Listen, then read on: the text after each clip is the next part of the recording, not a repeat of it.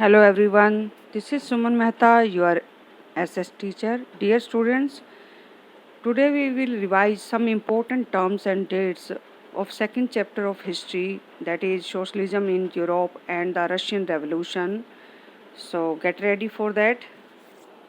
First term is Women's Suffragette Movement.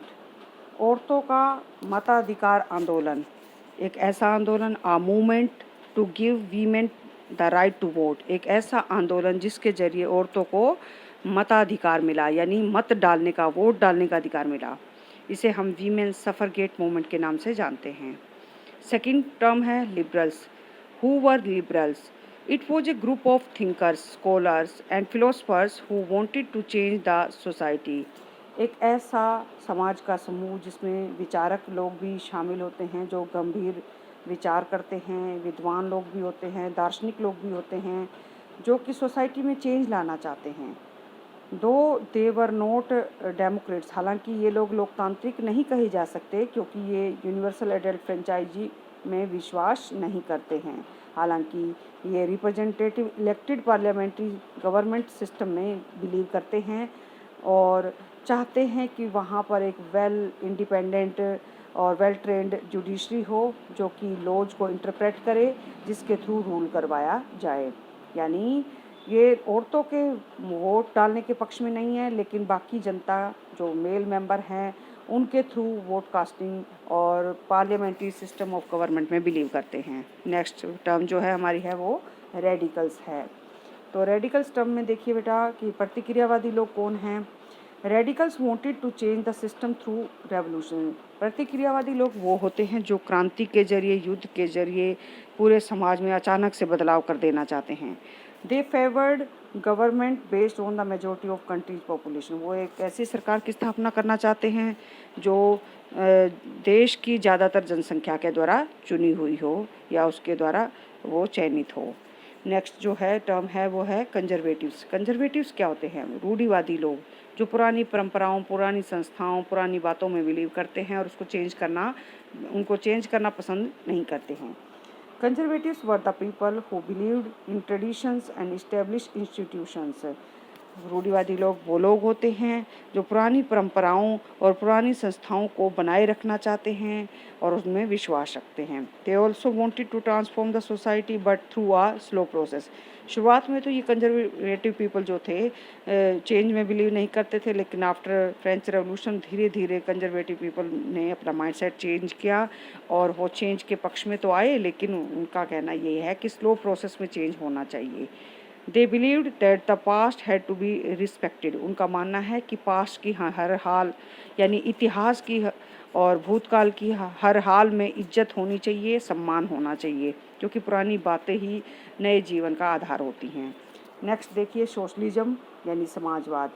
It is an economic system under which the means of production are controlled by the society. एक ऐसा आर्थिक प्रणाली जिसमें जो उत्पादन के सभी संसाधन हैं, उत्पादन के सभी स्रोत जो है समाज के नियंत्रण में हों या गवर्नमेंट के कंट्रोल में हों। The socialist were against private property, क्योंकि समाजवादी लोग व्यक्तिगत संपत्ति के पक्ष में नहीं होते हैं। सेकंड इंटरनेशनल जो बाकी एक टर्म आई है, इसका मीनिंग है द्वितीय अंतर्राष्ट्रीय संस्था। ये क्या थी? एक ऐसी इंटरनेशनल बॉडी जो कि सोशलिस्ट पीपल ने इस्टेब्लिश की थी ताकि वो इंटरनेशनल लेवल पर सोशलिस्ट पीपल की जो एक्टिविटीज़ हैं उनको कोऑर्डिनेट कर सकें, यानी उनमें सामंजस्य बिठा सकें।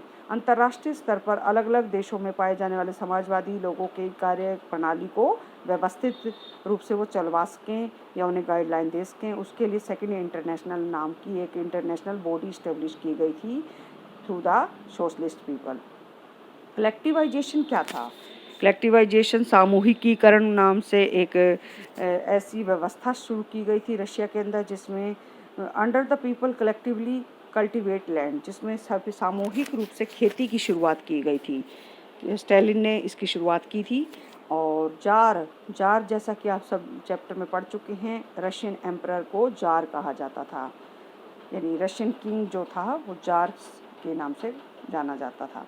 सोशलिस्ट रेवोल्यूशनरी पार्टी क्या थी? समाजवादी क्रांतिकारी दल कौन सा था? It was a Russian political party formed in 1900 to struggle for peasants right, किसानों के अधिकारों की रक्षा के लिए या उसके लिए संघर्ष करने के लिए 1900 के साल में जो राजनीतिक दल स्थापित किया गया था उसका नाम था सोशलिस्ट रेवोल्यूशनरी पार्टी। एंड इसने डिमांड की थी कि जो लैंड है नोबल्स की वो पीजेंट्स को ट्रांसफ़र कर दी जाए, यानी पीजेंट्स में बांट दी जाए, किसानों को दे दी जाए।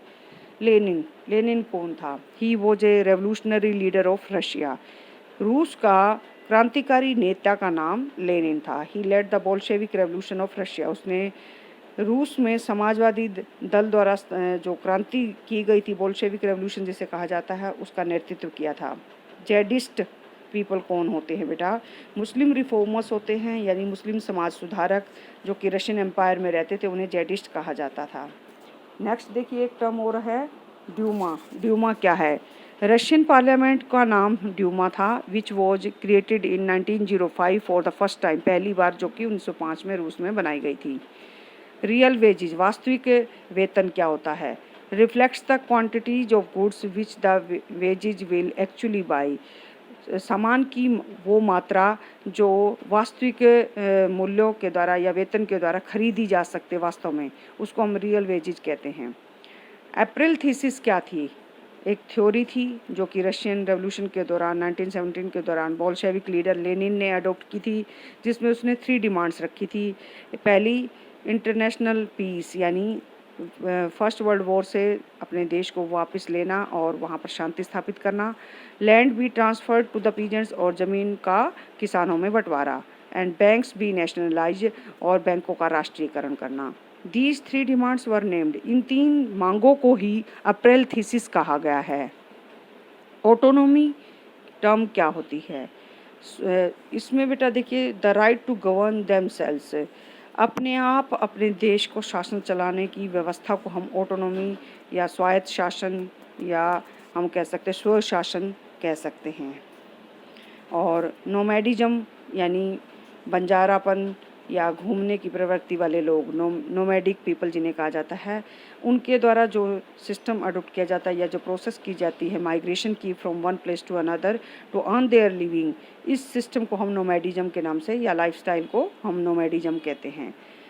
लोगों के उस लाइफस्टाइल को जिसमें वो माइग्रेट करते हैं one place to another place for earning the livelihood. अब नेक्स्ट है जार निकोलस सेकंड। वो कौन था? He was an emperor of Russia. वो रूस के शासक थे। The Bolshevik revolution broke out during his rule, और जो बोल्शेविक क्रांति हुई थी वो इनके शासनकाल में ही हुई थी। बोल्शेविक कौन थे? अ कम्युनिस्ट पार्टी, एक साम्यवादी दल था ये रूस का, जिसने एक इम्पोर्टेंट रोल प्ले किया था रशियन रेवोल्यूशन में। स्टालिन कौन था? अ रशियन कम्युनिस्ट लीडर, एक रूसी साम्यवादी नेता। हु इंट्रोड्यूस कलेक्टिवाइजेशन प्रोग्राम, जिसने सामूहिक खेती की योजना बनाई थी। कुलकाज, कुलक्स किसे कहा जाता था? रिच फार्मर्स ऑफ रशिया, यानी रूस के अमीर किसानों को कुलक्स कहा जाता था। कैपिटलिज्म क्या होता है? एक इकोनॉमिक सिस्टम का एक ऐसा सेक्शन जिसमें प्रोडक्शन की जो जितने भी मीन्स है उनके ऊपर प्राइवेट इंडिविजुअल्स या इंडिविजुअल्स, ग्रुप ऑफ इंडिविजुअल्स का कंट्रोल होता है, यानी पूंजीपति वर्ग, यानी जिनके पास बहुत ज़्यादा पैसा है और प्रोडक्शन के सभी सोर्सेज पर उनका अकेले अधिकार है। तो ऐसी व्यवस्था को हम पूंजीवादी व्यवस्था या कैपिटलिज्म कहते हैं।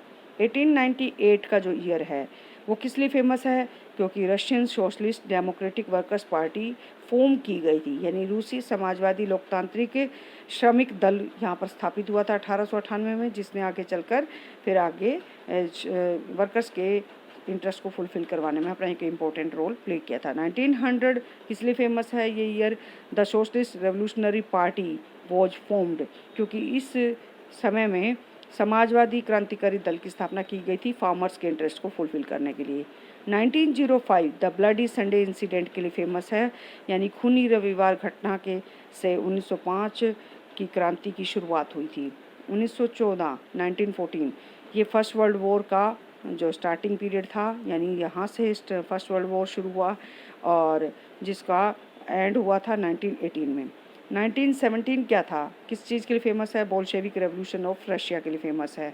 1919 किस चीज़ के लिए फेमस है? फॉर्मेशन ऑफ कॉमिंटर्न, एक ऐसी व्यवस्था, एक ऐसी संस्था जिसके थ्रू कम्युनिस्ट पीपल को कोऑर्डिनेट करने के लिए या उन्हें एक टाइप से ऑर्गेनाइज करने के लिए व्यवस्था की गई थी। तो मैं उम्मीद करती हूँ ये कुछ जो टर्म्स मैंने आपको समझाई हैं, इन टर्म्स को आप रिवाइज करेंगे और इसके साथ साथ इसका रिवीजन करके अपने एग्ज़ाम के पॉइंट ऑफ व्यू से अपनी प्रिपरेशन को आप कंप्लीट करेंगे। Thank you.